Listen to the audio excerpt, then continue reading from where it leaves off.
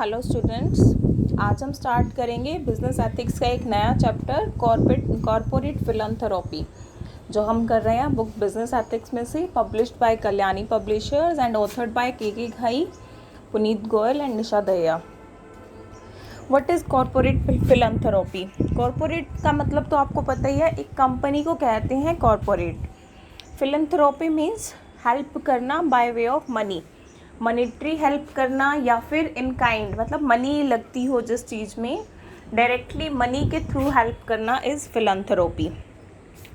Corporate philanthropy जो है वो एक CSR का ही एस्पेक्ट है। CSR में हमने देखा कि कई तरह से एक कॉर्पोरेट अपनी सोशल रिस्पॉन्सिबिलिटीज़ को पूरा कर सकता है। उन कई तरीक़ों में से ही है एक philanthropy, that is monetary help करके इनका एक तरीका है। जनरली एक हालो इफ़ेक्ट फॉलो होता है। हालो इफ़ेक्ट क्या होता है कि एक पॉजिटिव इम्प्रेशन एक पर्सन का, एक कंपनी का, एक प्रोडक्ट का बन जाए तो वो पॉजिटिव इम्प्रेशन कंटिन्यू करता है दूसरे एरियाज़ में भी। जैसे हमारे ऊपर हम किसी कंपनी का एक प्रोडक्ट यूज़ करें, हमें अच्छा लगे, तो वो कंपनी की हमारे ऊपर ऐसी इमेज बन जाती है that this does a great job. आगे भी उस कंपनी का एक पॉजिटिव इम्प्रेशन रहता है हमारे ऊपर। इसे हालो इफ़ेक्ट कहते हैं and this is kind of error, एक इमोशनल एरर है, ये हालो एरर है।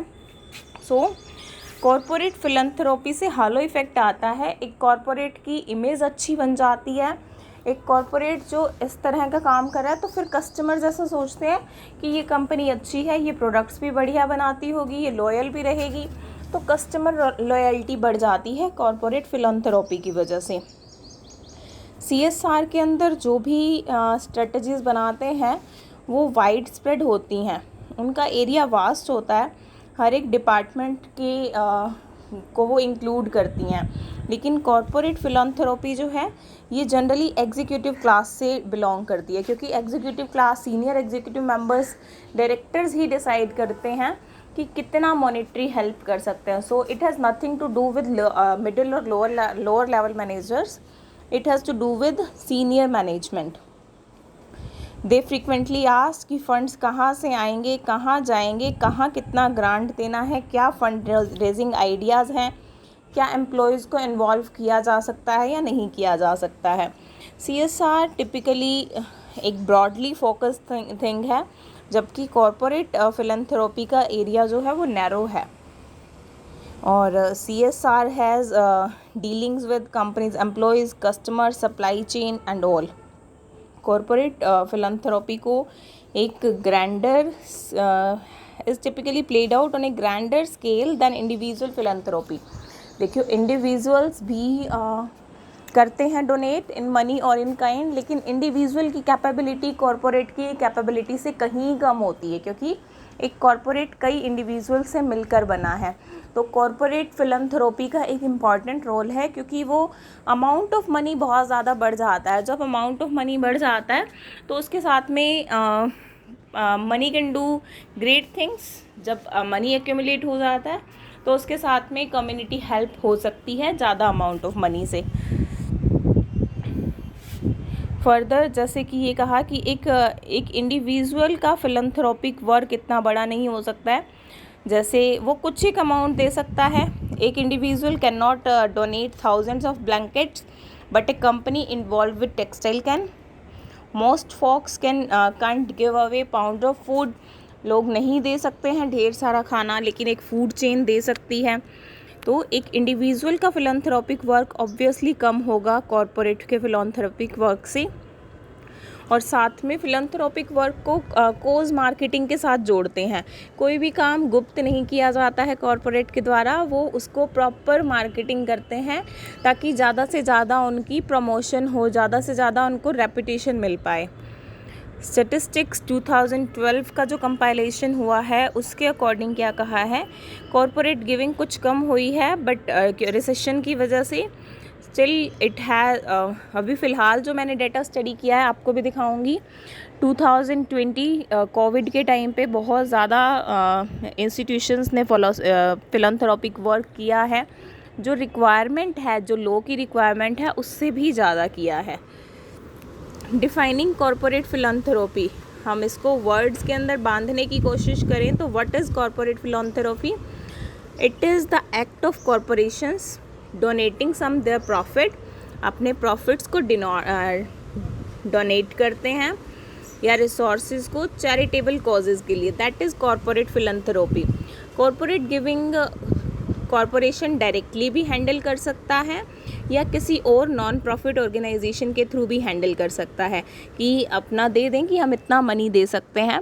Non profit organisation will arrange कि किस पर्पज़ में लगा सकते हैं इसको, और ख़ुद से भी कर सकते हैं। ये खुद करते हैं तो क्या होगा, प्रॉपर प्लानिंग करनी पड़ेगी कि किस एरिया में करना है, उसका एग्जीक्यूशन करना पड़ेगा, एक अलग टीम लगेगी।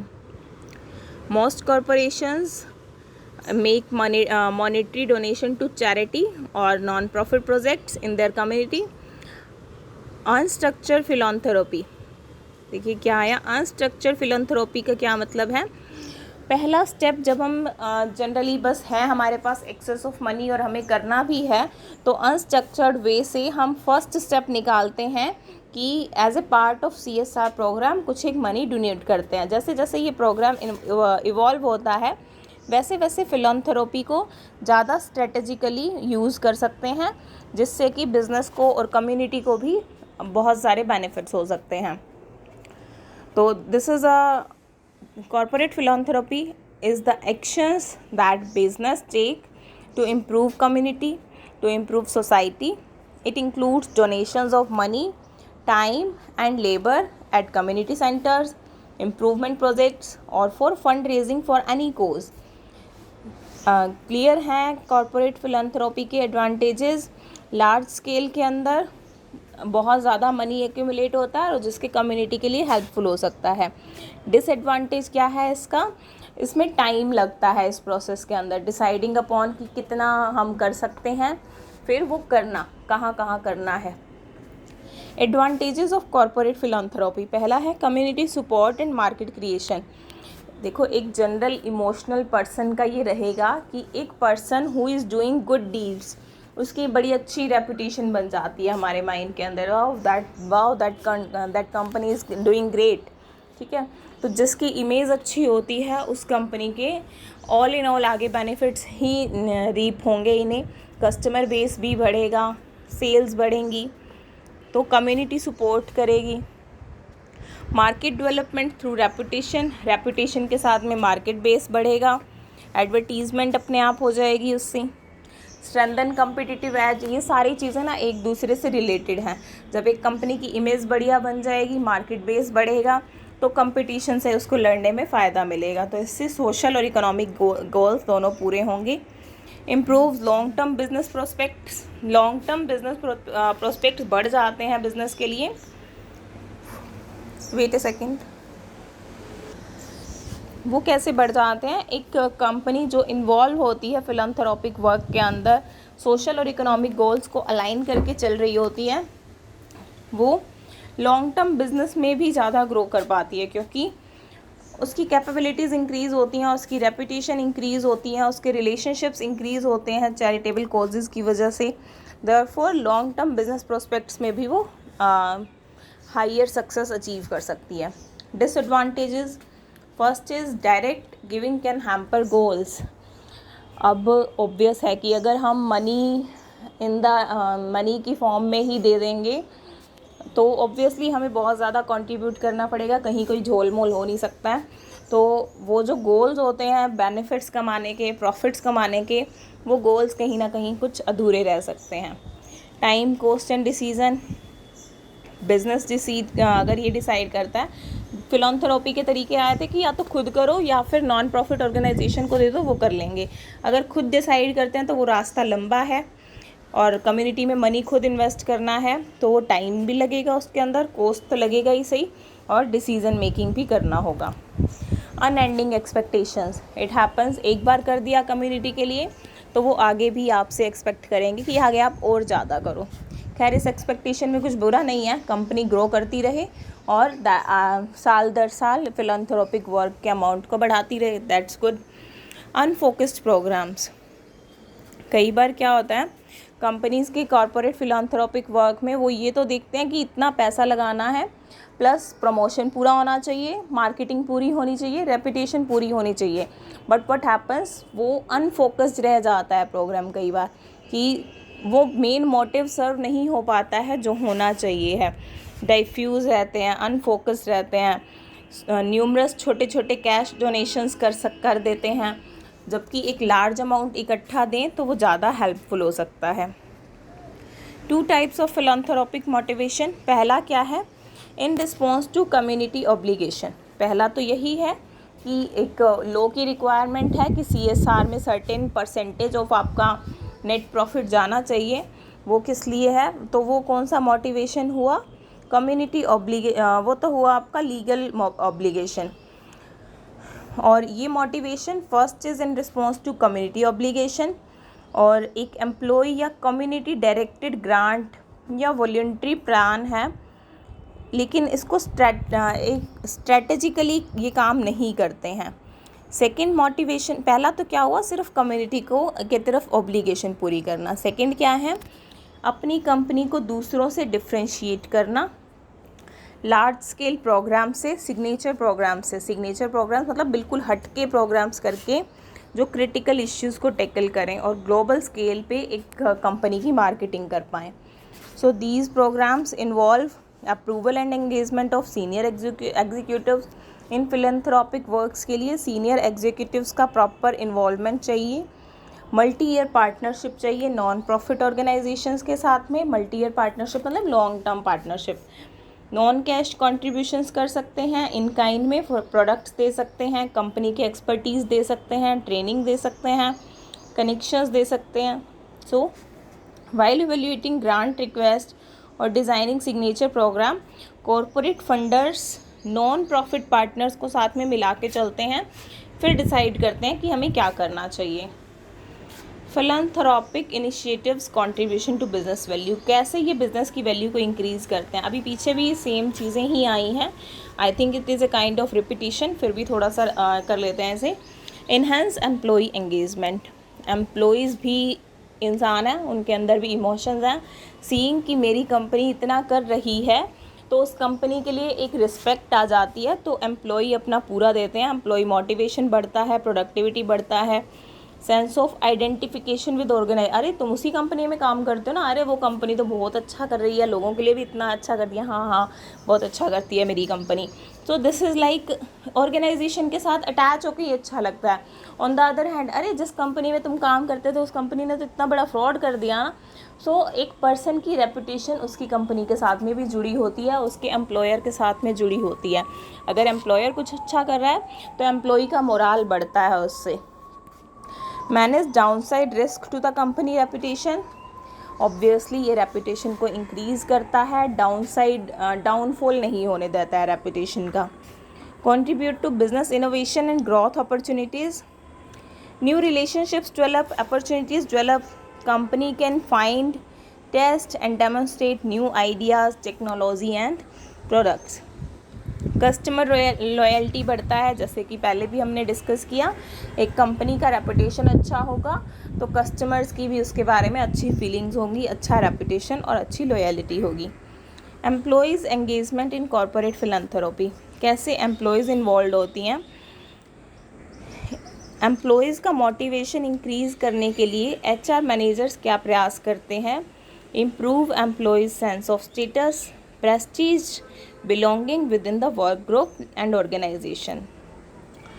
कॉरपोरेट फिलैंथ्रोपिक से एम्प्लॉयज़ अपना स्टेटस बढ़ा हुआ देखते हैं, प्रेस्टीज, ओनर मिलता है और एक वर्क ग्रुप के साथ में बिलोंग होने का एक एक्सपीरियंस मिलता है। And emotional rewards inherent in their work, एक इमोशनल रिवॉर्ड है that we are doing something for the needy. तो इससे क्या होता है, एम्प्लॉयज़ का इमोशनल नीड पूरी हो रही है, कंपनी के साथ में आइडेंटिफिकेशन मिल रहा है और मोराल इंक्रीज़ होगा, प्रोडक्टिविटी इंक्रीज़ होगा, क्योंकि एम्प्लॉय का एटीट्यूड कंपनी की तरफ अच्छा हो जाएगा। फिर भी पॉइंट वाइज समझाया है। Collective self esteem, Employees want to feel positive about their company and want others to view company positively as well. जैसे अभी अभी बताया, कंपनी की गुड रेपुटेशन से एम्प्लॉय को अच्छी फीलिंग्स मिलती हैं, सेल्फ डेवलपमेंट का मौका मिलता है, वर्क और पर्सनल लाइफ इंटीग्रेशन मिलता है. अगर एक एम्प्लॉयर फिलैंथ्रोपिक वर्क करता है तो उसको तो एम्प्लॉयज़ को फील होता है कि ये भी इसका अच्छा बिहेवियर है, इसकी भी एक अच्छी पर्सनल लाइफ है, वो वैल्यू करता है पर्सनल लाइफ को, लोगों की ज़रूरतों को, कि ज़रूरतमंदों की ज़रूरतों को. Building a bridge to company. ऐसे एम्प्लॉयज़ जो ऑफिस में नहीं रह के ऑफिस से बाहर रहकर काम करते हैं, वो फिलैंथ्रोपिक इनिशिएटिव्स को देखते हैं तो खुद को कंपनी के साथ में जुड़ा हुआ महसूस करते हैं. एक रेपुटेशन शील्ड मिलता है एम्प्लॉयज़ को. अगर कोई नेगेटिव फीडबैक मिलता है कंपनी से तो वो उस नेगेटिव फीडबैक देने वाले को एजुकेट कर सकते हैं, सी हमारी कंपनी ये काम करती है. Corporate philanthropy in India.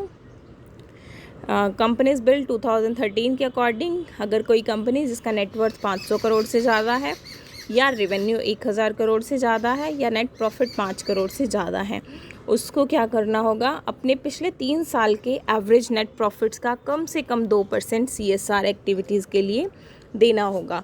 तो इंडिया में बहुत कंपनीज़ हैं जो फिलैंथ्रोपिक वर्क करती हैं.